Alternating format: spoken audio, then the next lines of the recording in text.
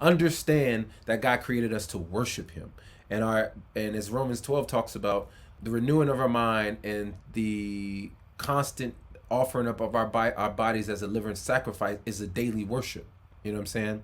Hmm. And so the fact that you wake up and you swing a hammer, or that you balance spreadsheets, or that you are helping people get loans, that's worship as unto the Lord. And we have to see it as worship and operate as if it's worship.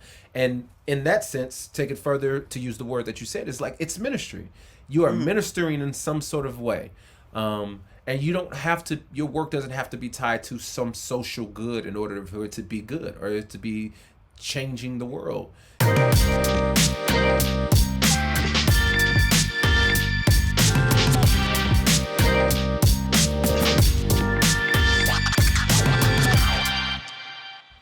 Well, thank you for watching another episode of the Jew 3 Project podcast. As always, I'm your host, Lisa Fields, the founder of the Jew 3 Project. And today I'm joined by a special guest that is no stranger to the Jew 3 Project. He's been on here several times. And, I think he thinks he kind of co owns it. But, Mr. Mr. Sho Baraka Lewis. Welcome, Sho Baraka. Thank you. I do feel like I should have some sort of, I don't know, royalties, if you will. I should get some sort of percentage. But I'm glad to see you continue expanding, to see the Lord blessing your platform. So, amen. Thank you. As I said before we start recording, you've been on this show several times. Back when we just had audio, then you were on when it was just me shooting in the non-studio, and And now now we're look at here. you. And now look at you We're showing off. My, I'm up here looking like a bubble TV in the late '90s, and you up here with the crispy the crispy screen shooting starting from the Asian. bottom. Yeah, look. If only the Lord gave us the favor that you got, then we would just be in a better place. I mean, you got a book. That's what we're talking about. He saw, y'all see it? He saw Yeah. that it was good. I don't usually put the books up of people But it's hard that to I'm resist that interviewing. beautiful face. It's hard to I resist just that beautiful because cover and it's you, beautiful face. show. I just as I say, you used to be my favorite rapper. So I That's met the you, pose. and That's the then side pose right there. He's getting I love Sho Baraka. That's why he's here again. We're going to talk about his book. Uh, Again, he saw that it was good. Sho, for those who don't know who you are, which I don't know how they wouldn't, you're like a right there at the C level celebrity. So You're not lying. It's C minus. C minus. for those, for those who don't know who you are, just give them a little bit of background about yourself. The word I've been using recently is a polymath. And so Mm. I am an individual who dabbles in many things. Some people early in my I guess you can say my recognition, people knew me as a hip hop artist. Um, then I kind of moved towards being a guy who did film, acting. Not too many people know me from that though, because a lot of the movies I was in was terrible. Um, Can you send me those? I want to see it. no, because you have a habit of shaming me when I'm you think friendship is about sharing moments of weakness and authenticity, and then the people build you up after you share those moments. However, you have this particular gift of the Holy Spirit to just use those moments of weakness against people. And so I I will was not tell I was you. listening to Higher Love yesterday, and I said, "This is Sho Baraka." This is good. That's good stuff. That's the song I'm Yeah, proud of. There's some other songs that you use against me that I'm like, okay, I'm not even gonna bring them up here all right. because we're gonna So focus on your good work. anyway, so film, music video work, did a lot of production for folks. The Man Up movie that Reach Records put out around the album Man Up, directed and wrote that. Um, like I say that I've grown as a director and writer since then. But anyway, neither here nor there.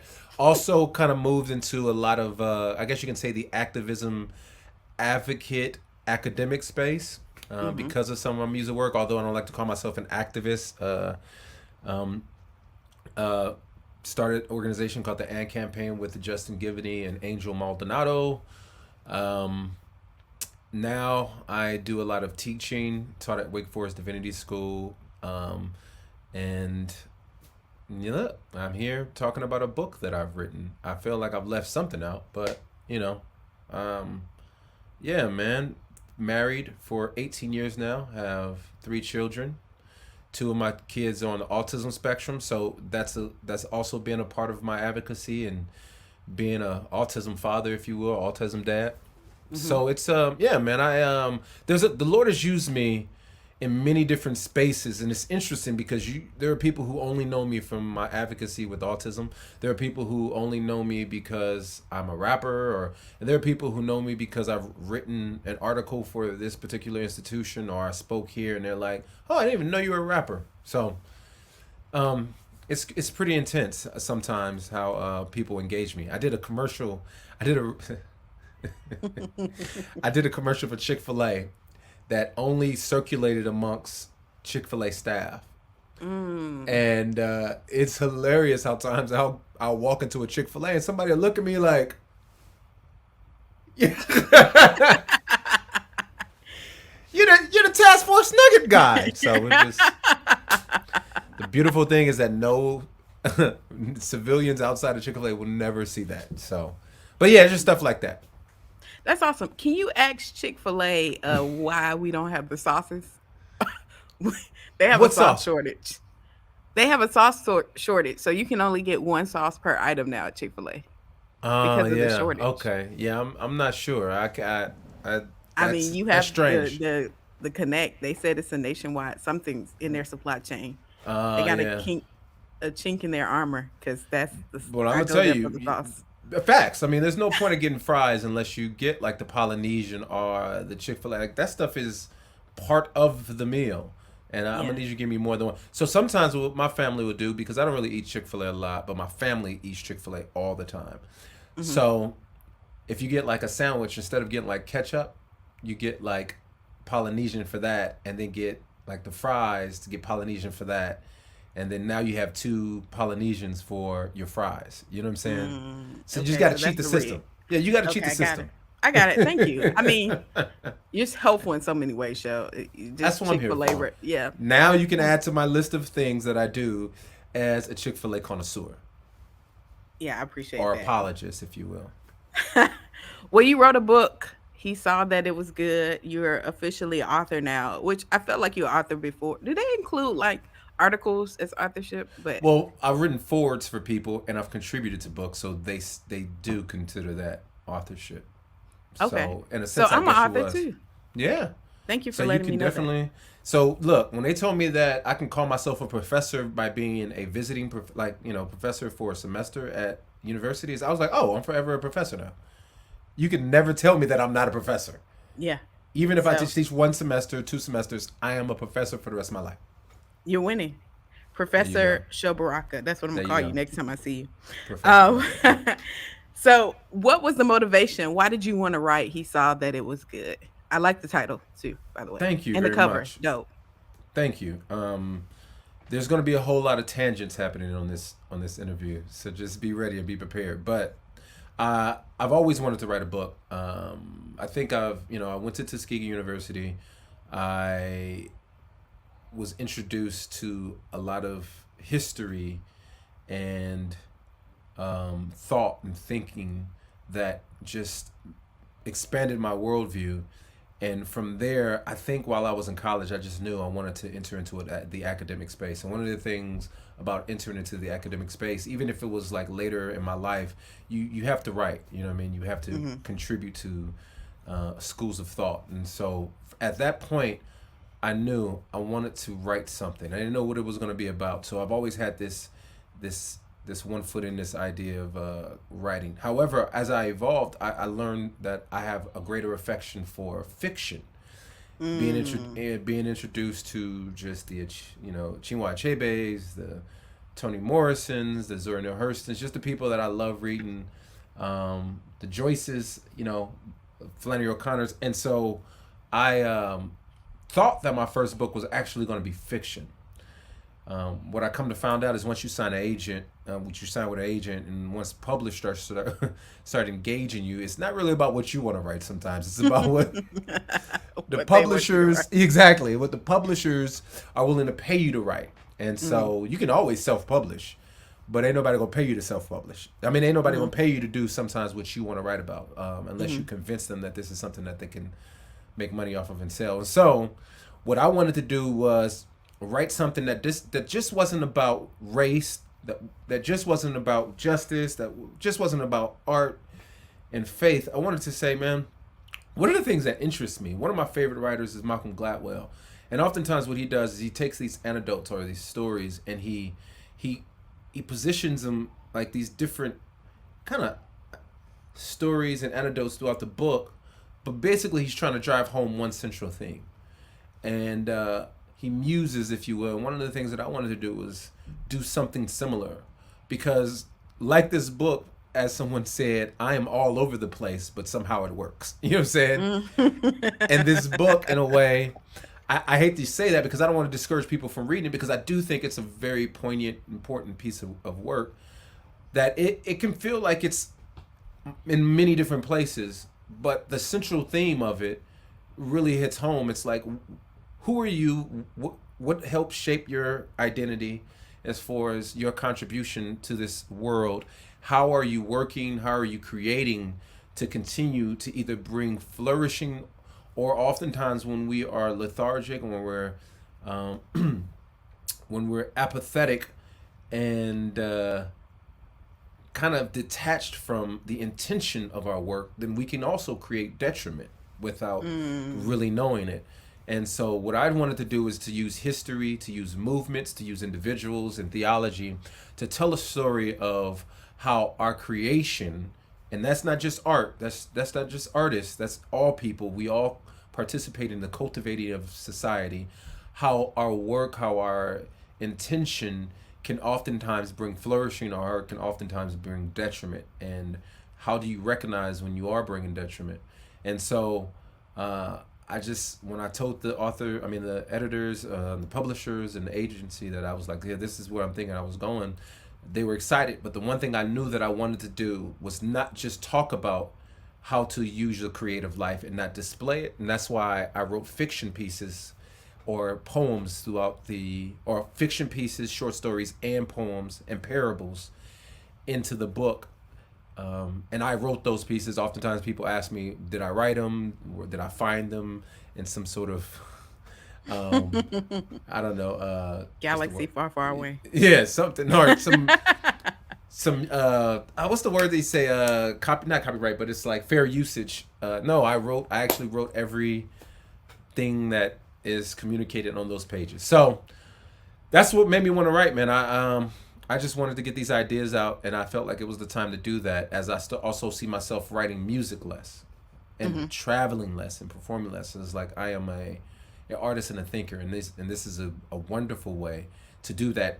Quick side note: I really hope that this book also encourages more artists, rappers to write more, because I feel like, Mm. and not just nonfiction, but fiction or creative piece, because I feel like that's a natural transition for rappers. You use all the same literary devices that typical fiction writers use. You use metaphor, use allegory, use alliteration. You use all these different, double entendres, whatever.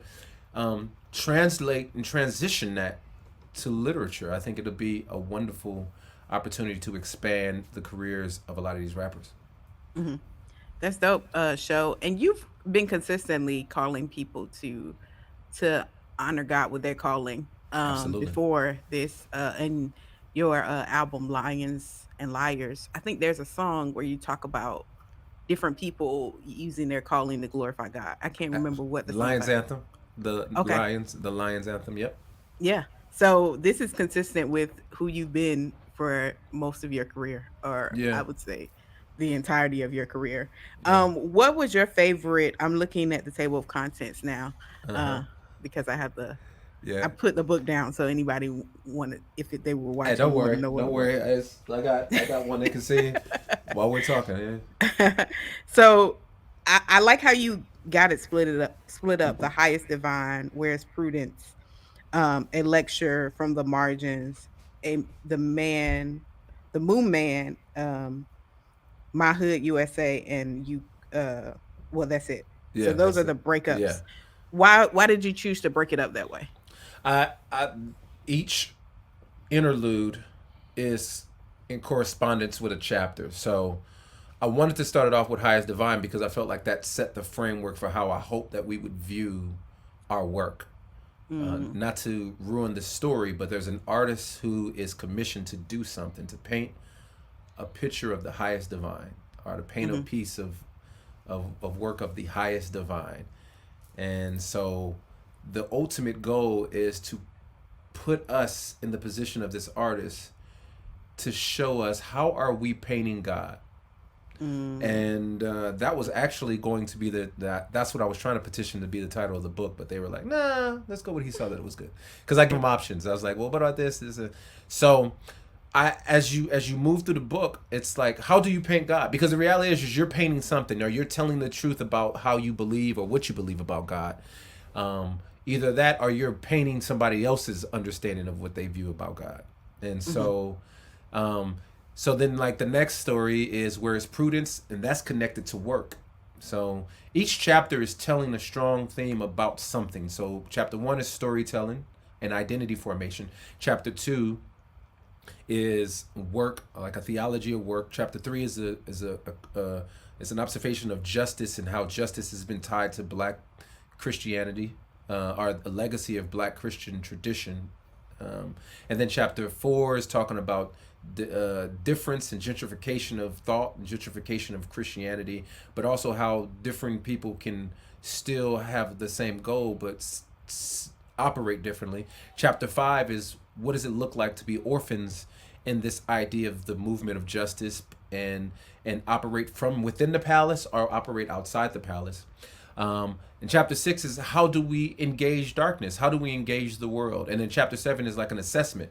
And so within that, these interludes are tied to some of these communications that are some of these themes that the chapter is dealing with.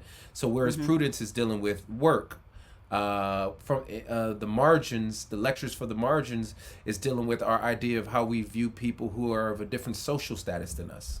mm-hmm, The Moon Man is how do we view ourselves in light of other people's formation of us, mm-hmm, which is probably one of my favorite stories. And then My Hood USA deals with this idea of gentrification mm. and gentrification not only of just place but also gentrification of ideas in theology. Hmm. That's helpful. One thing I like that you did in the introduction, and I want to read it. I dare not make any false equivalents, but I also must recognize that some of my favorite thinkers can be chided for their shadows.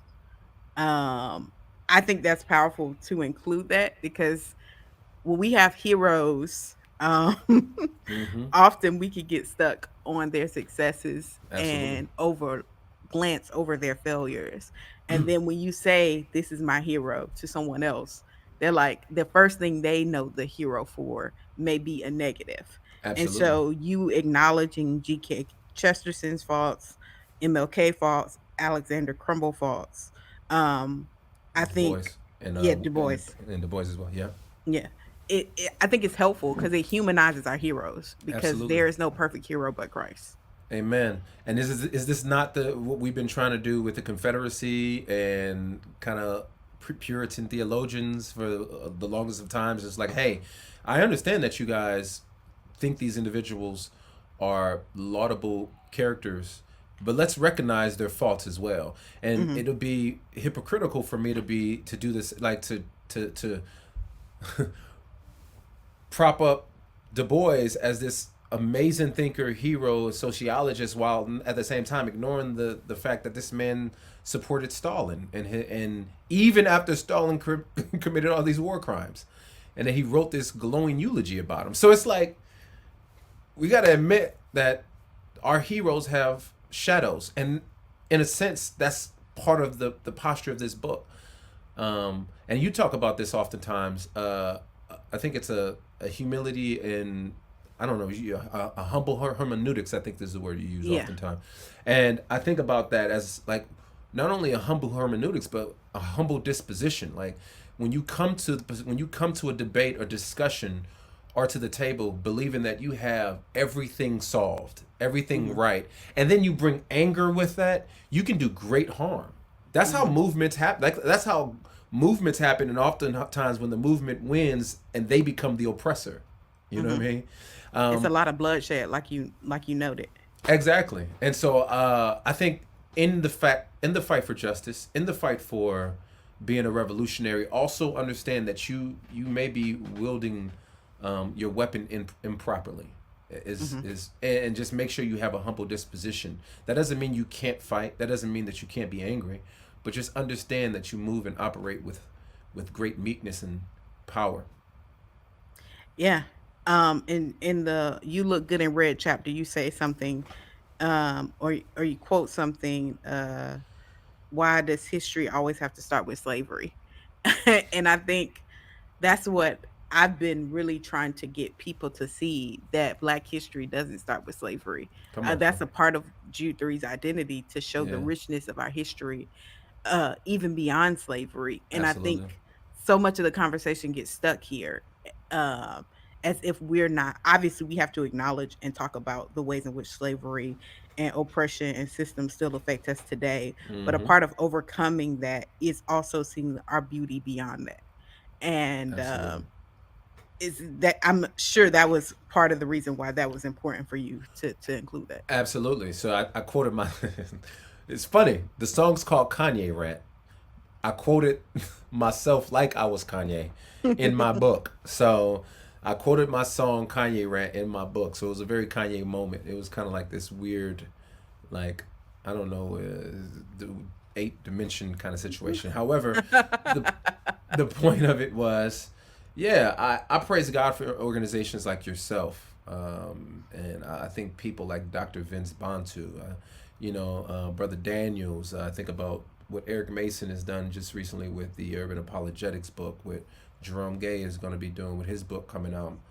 It's the reality of it is for far too long we've allowed not only just black history but especially Christian history in this country to start with this legacy of oppression, and that Hmm. shapes and does something to your psyche.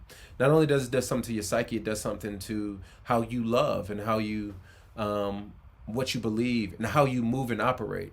Hmm. um, you automatically think yourself to be inferior, Hmm. and so you measure what you love, how you operate, and what you do in light of this particular identity. And it's important for us to start before then, and to have a proper view of what slavery was, what it was like on the continent of Africa, what our identities were like on the continent of Africa. Oftentimes we talk about we kings and queens, you know what I'm saying, in Africa. I'm like, yeah, there were some kings and queens. Like everybody wasn't kings and queens. Some of What's us were up, Queen? servants. What's up, King? what's up? What's up, God? You know what I mean? It's like, look, man, value our identities because it is something that God has given. Um, it's something that is quite important. It is something that is of the utmost important for us to understand who we were before the manipulation and the psychological warfare of slavery, the physical and the psychological warfare of slavery. But have an honest understanding of who we were there to have an understanding of who we are now, and especially if we're talking about a Christian history, shame the whitewashing of Christianity in Europe. Hmm. Shame it. Shame is a good word. I'll say shame. Shame it. Understand it that it's been somewhat helpful the European, but it also is very incomplete, and Hmm. oftentimes that's intentional. Um, and as we learn more about how Christianity was shaped in Africa, also let's learn how that Christianity helped not only it just didn't Christianity just didn't oppress people in this country. It also helped liberate people in this country. And Hmm. so it's important to not only not start our history with slavery, but it's also when we talk about slavery, how do we have a more comprehensive understanding of what Christianity did, not only as a complicit agent in the oppression of people, but also a complicit agent in the freedom and liberation of people here in this country. So it's for me, it's everything. It's everything not to start my identity with slavery. Mm-hmm.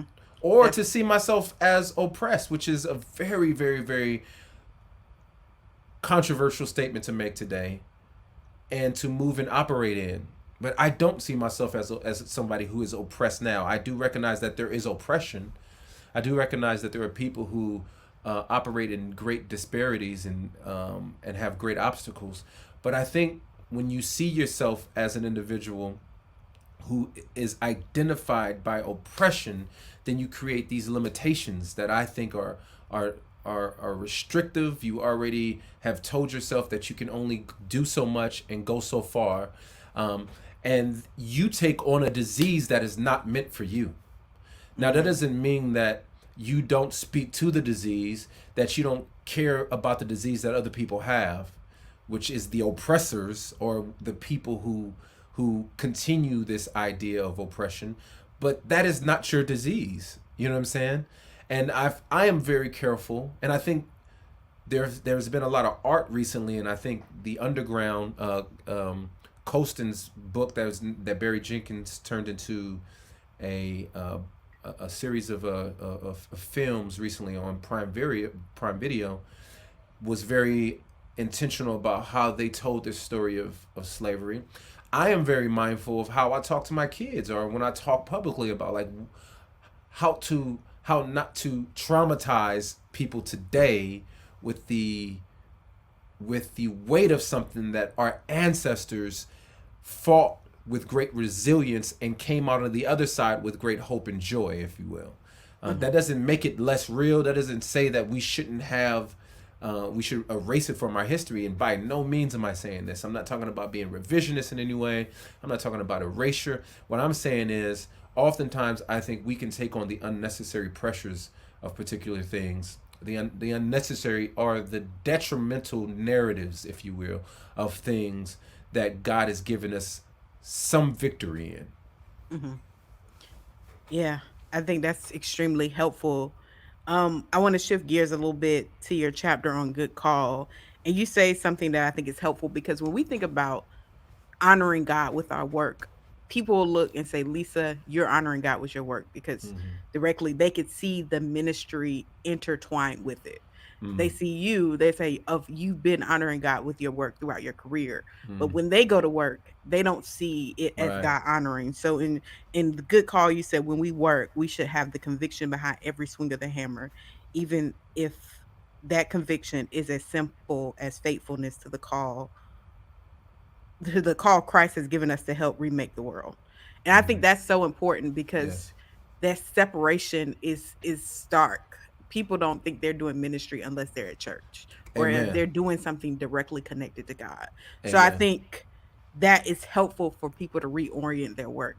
Yeah. Um, you I want to just speak to that? yeah. So one of the things I try not to do, and I have no problem with other people using this word because it's a real word. It's helpful. It's beneficial. But ministry in itself, it can oftentimes feel like that is only for people who work in the vocation of Christianity, if you will. Mm-hmm. And so I just like to look at worship. I say, and I think oftentimes in the book I say worship. Understand that God created us to worship Him, and as Romans 12 talks about, our daily sacrifice is to die and or the renewing of our mind and the constant offering up of our bodies as a living sacrifice is a daily worship. You know what I'm saying? Mm-hmm. And so the fact that you wake up and you swing a hammer, or that you balance spreadsheets, or that you are helping people get loans, or you are doing just loans, you know what I mean? Or you're an educator, that's worship as unto the Lord. And we have to see it as worship and operate as if it's worship. And in that sense, take it further to use the word that you said, is like it's ministry. You are Mm-hmm. ministering in some sort of way. And you don't have to, your work doesn't have to be tied to some social good in order for it to be good or it to be changing the world. Like the fact that you are, and I love using the idea of swinging a hammer. Like the fact that you swing a hammer is building something. That means you're Mm. contributing to the construction of something. Now, hopefully, you understand why you're swinging that hammer. Because at the end of the day, if you have no conviction behind the swinging of the hammer, then you're swinging for somebody else's convictions. Mm-hmm. And so, therefore, this is how gentrification happens, if you will, since we're staying in the building and architecture space, or to stay in the building and architecture space. You can be a contractor, and you're building houses, and you're helping people bring value to their particular property and neighborhood, but at the same time you can be creating displacement, and you're just getting a check because you're like, you know what, I'm just doing this just to get a check, and I'm providing for my family, which is good. You need to do that. However, at the end of the day, you see that this neighborhood is totally changed. Now the people who are here are displaced and moved out, and you're like feeling bad about that. It was like, you could have had something, you could have done something about that. You could have figured out, and what am I doing? How can I contribute to the blessing of this particular community rather than the displacing? And so in every work and everything we do, we should be looking at need rather than just the flippantly laissez-faire, let things work itself out. Because when you're intentional about how you operate, then you're putting you're weighing every decision under the auspices of Christ, and you're saying, Jesus, why should I swing this hammer? Why should I teach at this school? Why should I even perform at this particular event? Like, should I write this lyric? Should I shoot this movie? Because when you do that, then you're thinking deeply about every decision. Should I partner with this person? You know, should I take this check? Because at the end of the day, the taking of the check, the partnering with that person, the writing that lyric, the swinging of the hammer, it's going to create some sort of like idea, or it's going to create some sort of Oedipus that is going to have a reflection on how we painted God and what we believed about God. And so therefore, I think understanding that type of calling, and understanding that your work is worship unto the Lord, is of the utmost importance. Mm-hmm. That's good, because that leads me to my next question. In good folks, this when you're talking about good folks disagree too, you said the creative life isn't just relegated to our artistic expressions. Our lives are in themselves creative. And you kind of alluded to that in what you just said, Yeah. because it's like, I don't think of myself as an artist. Uh, Right. but Right. it kind of reorients us to think about it different. Even if you're using a hammer, as you Right. said, and you're building something, it is a form of art. Like, Absolutely. I think what you're doing in this book is you're tearing down the barriers in which people see, um if they've created these boxes, and you're like, no, like, if you remove the walls, you understand that this stuff is bleeding over, and there's an intersection here that Absolutely. we often miss. Am I getting Absolutely. that right? You're absolutely right. I think there are, there's obviously a difference between professional artists and people who create. Hmm. You create conversations, you courageous conversations. If we're boom, you see what I just did there? Yeah, I see what You you just did create there. you create conversations, which is a form of creating, which is an art. It takes an art to get people to sit down, especially people of different particular ideologies, to sit down and have a civil conversation. You create space for people to come and share ideas and thought. And so you may not be a professional artist or an artist in a technical sense, but you are creating, you're contributing. And the reason why I wanted to tear those walls down is because in Genesis, we see how we are a reflection of God and His creating. And so, as He has given us this command in the latter part of Genesis 1 to create and cultivate, then you have to understand that we are creating stuff. We are creating institutions, we're creating ideas, we create culture, and those things impact. If Satan has tricked us in order to invert the true nature, intention of that creating, whether it be institutions, systems, ideas, and culture, then Jesus is calling us to redeem those things as an act of restitution unto God, right? Hmm. And so, because of that, everything we do should be a task of redemption, because I am trying to not just Jesus didn't just redeem my relationship with God so that I can just sit and wait for myself to die and go to heaven. Hmm. He's also redeemed my relationship with you and other people and how I interact with people. but also he redeemed how I create and cultivate. Mm-hmm. And so therefore he's redeeming every comprehensive part of me. And I Mm-hmm. think that's an aspect of our theology that has been lost. And so if we all see ourselves as contributing to the creating of society, then we all see ourselves as being complicit in the blessing or the flourishing or the detriment of this particular institution, system, or society. That's good, Show.